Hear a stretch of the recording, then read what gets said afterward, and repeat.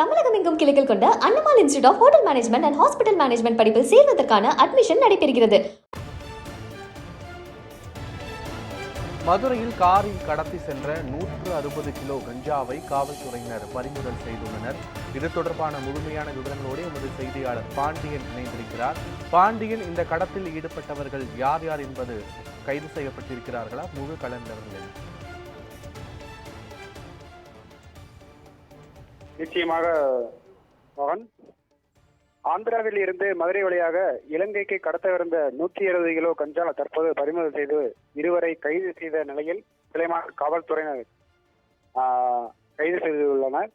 ஆந்திராவில் இருந்து மதுரை வழியாக ராமேஸ்வரம் சென்று அங்கிருந்து கடல் வழியாக இலங்கைக்கு கஞ்சா பட்டலங்கள் கடத்த உள்ளதாக காவல்துறையினருக்கு ரகசிய தகவல் தற்போது கிடைத்துள்ளது. இதனைத் தொடர்ந்து மதுரை ராமேஸ்வரம் தேசிய நெடுஞ்சாலையில் சுலைமான் சரக காவல்துறையினர் வாகன தணிக்கையில் ஈடுபட்டு வந்தனர். அப்போது மதுரை பதிவெண் கொண்ட சந்தேகத்திற்கிடமான வகையில் வந்த கார் ஒன்றை மடக்கி பிடித்து சோதனையிட்ட போது அதில் தாக்கு மூடைகளில் 160 கிலோ கஞ்சா பதுக்கி வைத்திருப்பது தெரிய வந்துள்ளது. இதனையடுத்து காரில் இருந்த இருவரை பிடித்து விசாரணை செய்த போது ஆந்திராவில் இருந்து கடத்தி வந்த ராமேஸ்வரம் கடலில் இருந்து இலங்கைக்கு கடத்த உள்ளதாக தகவல் தெரிவித்துள்ளனர்.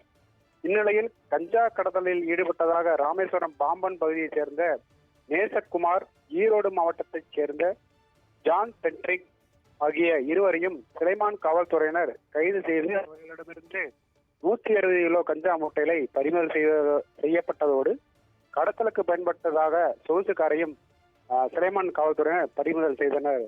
மோகன், முழுமையான விவரங்களுக்கு நன்றி பாண்டியன்.